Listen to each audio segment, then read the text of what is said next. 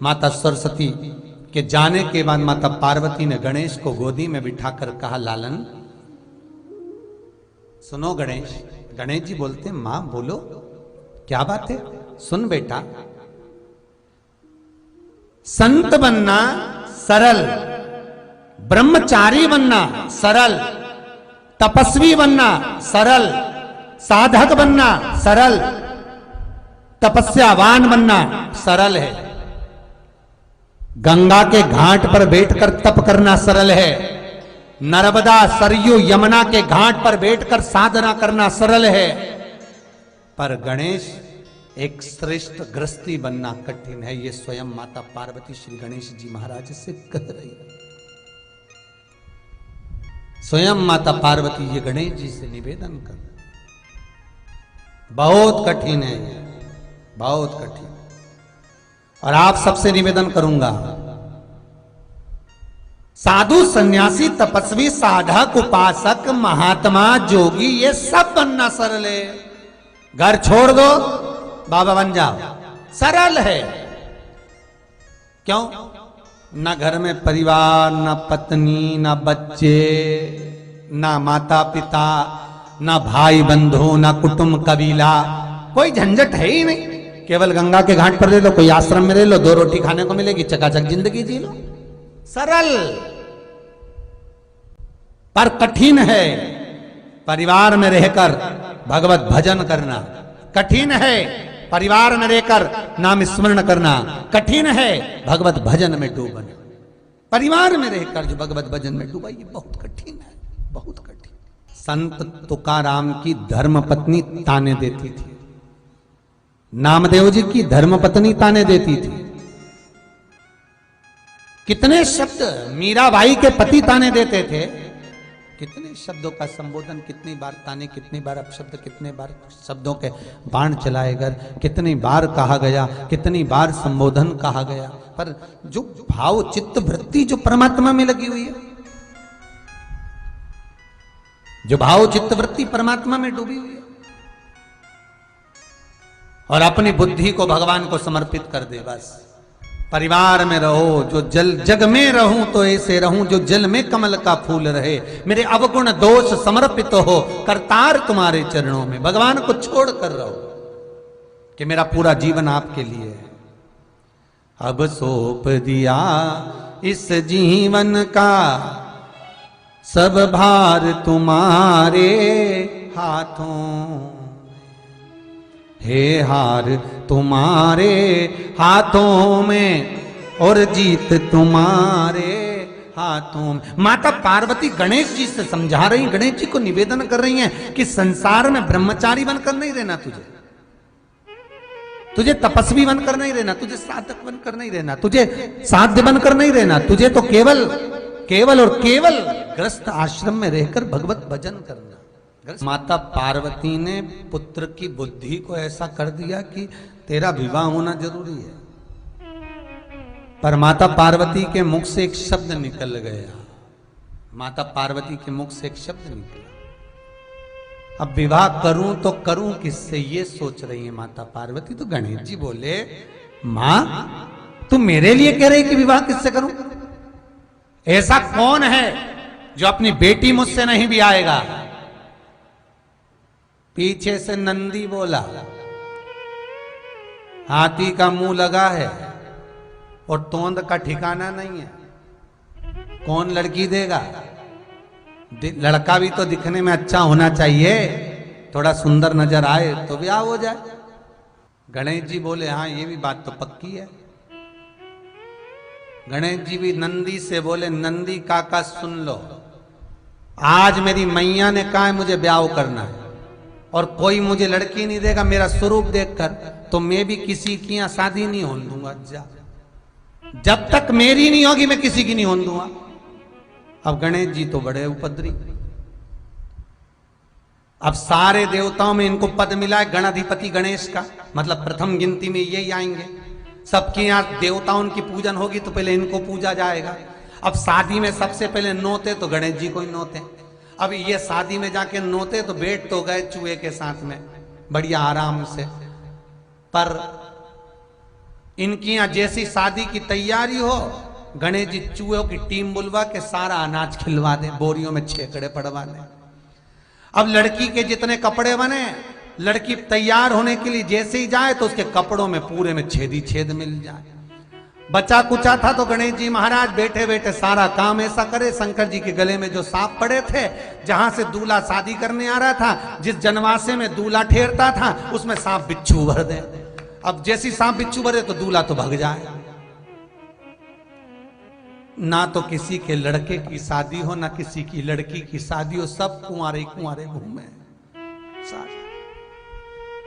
अब सारे जगत के कुंवारे छोरा और छोरी घूमे तो माता ब्रह्माणी के पास में पहुंचे, और ब्रह्माणी के पास जब इंद्रदेव जाकर पहुंचे तो इंद्राणी और इंद्रदेव ने कहा, मां ब्रह्माणी कुछ करिए। ब्रह्माणी बोले क्या करना है, तुमने सारे कुंवारे पैदा कर दी। भगवान माता सरस्वती बोले सबकी लेखनी लिखी, सबकी शादी होगी, सबकी लड़के सबकी लड़की, सबका शादी का ब्याह का लिखा है, फिर कुंवारे कैसे रह गए? तो के बस वो एक ही विघ्न डाल रहा है, कौन? वो गणेश। उसकी शादी नहीं हो रही तो किसी की नहीं होने दे दिया। या तो बच्चों के साथ वो कहे ना, बच्चे लोग खेलते हैं, हम तो खेलेंगे नहीं तो हम सारा खेल बिगाड़ देंगे, सारे ये बैट उठा के ले जाएंगे, बॉल ले जाएंगे, फुटबॉल उठा के ले जाएंगे, तो कैसे खेलोगे? अब गणेश जी महाराज बोले बड़ी परेशान, देवता उन बड़े परेशान। सारे देवता इकट्ठे होकर भगवान शंकर के पास गए, भोलेनाथ। भगवान शंकर बोले हुआ क्या? आपके छोरे को समझाओ, पुत्र को समझाओ। भगवान गणेश जी को बुलाया, गणेश इधर। हाँ पिताजी। क्या कर रहा है? गणेश जी बोले कुछ नहीं। सबके यहाँ शुभ कार्य में जाता है? हाँ पिताजी खूब प्रेम से जाता हूँ। अच्छा। खाता पीता है? हाँ खूब बढ़िया, चकाचक लड्डू मोदक सब खाऊं। तो उनके घर में शादी क्यों नहीं होने देता? गणेश जी बोले मेरी नहीं हुई तो मैं काय कौन हुआ? शंकर भगवान बोले बेटा ऐसा कोई होता है कि तुम्हारी शादी नहीं होगी जब तक तुम किसी की बारात में नाचोगे ही नहीं? नहीं नहीं, हम तो बस पिताजी। इतने में पार्वती जी बोली सही तो कह रहा है, पहले उसी की तो होना चाहिए। सबकी शादी में सबसे पहले वो ही जाए, उसी की नहीं हो तो कितना बुरा लगे ना। आपको तो चिंता ही नहीं कि भगवान ब्याह करना छोड़ा उनका। शंकर भगवान ने नारद जी को बुलाया, देव ऋषि नारद इधर आओ। नारद जी बोले बोलो प्रभु, हमारे लड़के के लिए लड़की देख कर आओ। नारद जी मन में सोचे कि कार्तिकेय के लिए बोल रहे हैं क्योंकि कार्तिकेय बड़ा होगा तो उसको तो कोई भी लड़की दे देगा। इतने में शंकर जी बोले जा रहे हो पर एक बात सुन लो कि पहले शादी इसी की करना है, नहीं तो ये कार्तिकेय की भी नहीं होने देगा, शादी इसी की करना है। भगवान बोले ठीक है। बहुत ध्यान देना महाराज, बुधवार को अष्टमी पड़ रही है, दुर्वाष्टमी, गौरी अष्टमी, राधाष्टमी और बुधवार के दिन पड़ रही है, बहुत कम पड़ती है। निवेदन है आपसे, जिन लड़के और लड़की का विवाह नहीं होता हो, बुधवार के दिन जब अष्टमी पड़े, महाराज एक हाथ में हरी मूंग लेकर उसमें 7 दुर्वा हाथ में लेकर चंद्रमा के ऊपर से छत पर जाकर 7 बार उतार कर जो गणेश जी के मंदिर में विवाह की कामना कर कर चढ़ा देते हैं, शास्त्र कहता है उसका विवाह 4 महीने के अंदर पक्का हो जाता है। महाराज 4 से ज्यादा 6 महीना लगेगा और विवाह पक्का हो जाए। जिन लड़का लड़की का विवाह नहीं हो रहा, बालचंद्र का स्मरण करें, गणेश चंद्र का स्मरण करें।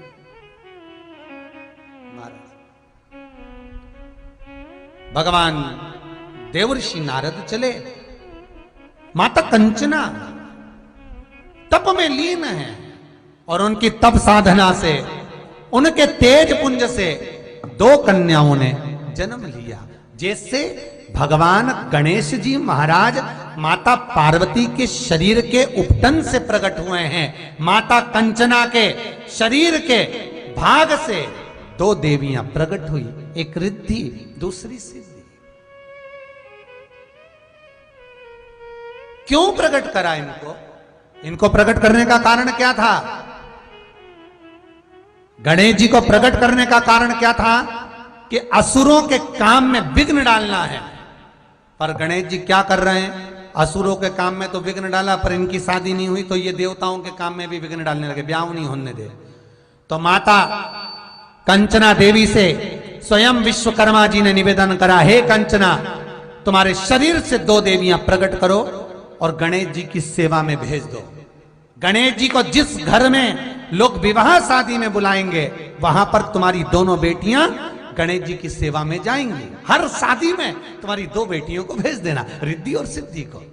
तो इन रिद्धि सिद्धि को क्यों भेजना? तो कंचना देवी जब गणेश जी अपने चूहों को, अपने गणों को आदेश करेंगे कि जाओ शादी में विघ्न डालो, तब तुम्हारी रिद्धि सिद्धि गणेश जी की ऐसी सेवा करे, ऐसी सेवा करे कि गणेश जी की दृष्टि काम बिगाड़ने में जाए ना, और तुम्हारी देवियां काम सवार दे। बस इतना सा काम तुम्हारी देवियों को करना। गणेश जी का जन्म हुआ था असुरों के कार्य में विघ्न डालने के लिए, देवताओं के कार्य में विघ्न डालने, शादी नहीं होने दे। रिद्धि सिद्धि का काम है कार्य को सफल करना। तो गणेश जी की सेवा में रिद्धि सिद्धि पहुंच गई। और जब गणेश जी की सेवा में रिद्धि सिद्धि पहुंची, अब गणेश जी महाराज रिद्धि सिद्धि कभी, जैसे ही गणेश जी महाराज अपने चूहे को पास में बुलाए कुछ बोलने के लिए, इतने में रिद्धि पहुंच जाए पंखा झेलने के लिए। इतने में सिद्धि आके बोले, प्रभु क्या खाओगे? गणेश जी बोले, मोदक। सिद्धि जाए मोदक लेने, इतने में रिद्धि चरण दबाए। रिद्धि चरण दबाए तो गणेश जी का ध्यान चूहों पे जाए नहीं, और जिसकी यहाँ शादी थी उसकी मंगल ब्याह बड़े प्रेम से हो जाए। गणेश जी जब घर आए तो चूहे बोले, प्रभु आज तो काम नहीं बिगाड़ा अपन ने। गणेश जी बोले, ये रिद्धि सिद्धि बहुत चतुर है, ये काम नहीं बिगाड़ने दे रही है। कहां है रिद्धि सिद्धि? बुलाओ उनको। बुलाया रिद्धि सिद्धि को। गणेश जी ने कहा, ए रिद्धि सिद्धि सुनो, मैं तुम्हें श्राप देता हूं। इतने में तो तुरंत कंचना देवी सामने प्रकट हो गई, और माता कंचना देवी आकर बोली, प्रभु श्राप मत देना मेरी बेटियों को, इनको श्राप नहीं दीजिए। क्यों? किस लिए ना श्राप दूं मैं? कंचना कहती है, प्रभु श्राप ना दीजिए, मेरी बेटियां श्राप के योग्य नहीं है। ये तो देवताओं का हित कर रही हैं, ये तो देवताओं का कल्याण कर रही हैं, आप इनको श्राप ना दीजिएगा। प्रभु भगवान गणेश जी ने कहा, कंचना देवी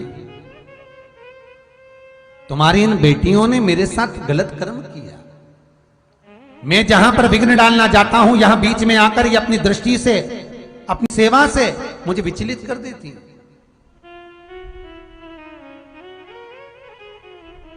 प्रभु क्षमा करना, अब ये आपको कभी कष्ट नहीं देंगे, ये तो जगत के कल्याण के लिए सेवा करने आई थी।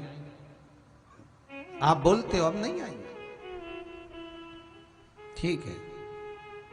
कंचना देवी रिद्धि सिद्धि को लेकर चली गई। गणेश जी जब घर पहुंचे, मां जगत जननी पार्वती ने शंकर जी से कहा, विवाह करना है गणेश का। देवर्षि नारद गए, सीधे पहुंच गए प्रजापति विश्वरूप विश्वकर्मा के पास में। महाराज आप मौन बैठे हो, क्या बात है? विश्वरूप विश्वकर्मा जी बोले, बेटी को ब्याह करना है, कोई लड़का बताओ। देवर्षि नारद बोले, कैसा लड़का चाहिए? जो बैठे तो लगे कि जमाई बैठा है। ओ हो, भगवान बोले, बिल्कुल ऐसा ही है, एक बार बैठ गया तो उठता ही नहीं है 10 दिन तक। ठीक है, मेरी बेटी को मीठे का शौक है, भोजन वो बनाए, उसकी नाक ऐसी हो सूंघ कर आ जाए। ठीक है, भगवान श्री गणेश जी महाराज से विवाह पक्का किया। भगवान गणेश जी की मंगल बारात कंचना देवी के दरवाजे पर, प्रजापति विश्वरूप विश्वकर्मा के द्वार पर भगवान गणेश जी की बारात जा रही है। आप सभी को ये भादों के महीने में भगवान गणेश जी के जन्म उत्सव के साथ साथ भगवान गणेश जी के मंगल विवाह की बहुत बहुत बधाई। सभी के घर में आज रिद्धि सिद्धि प्रवेश कर जाए।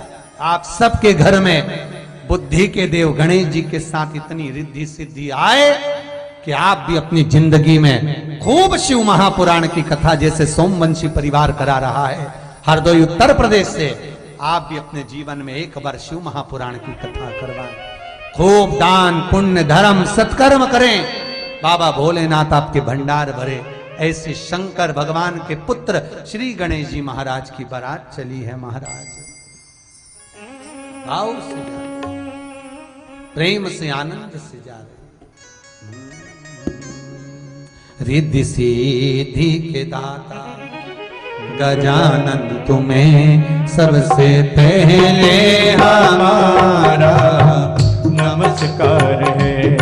रिद्धि सिद्धि के दाता गजानन तुम्हें सबसे पहले हमारा नमस्कार है। भाव से बड़े प्रेम से। सबसे पहले हमारा नमस्कार है। सबसे पहले हमारा नमस्कार है। सबसे पहले हमारा नमस्कार है। सबसे पहले हमारा नमस्कार है। रिद्धि सिद्धि के दाता जय हो गजानन तुम्हें सबसे पहले हमारा नमस्कार है।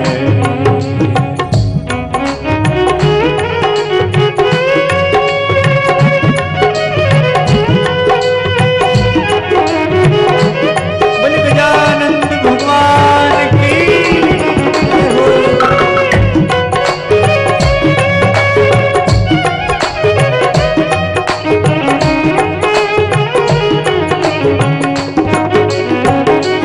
सर झुकाता हूँ चरणों में, सुन लीजिए आज बिगड़ी हमारी बना दीजिए।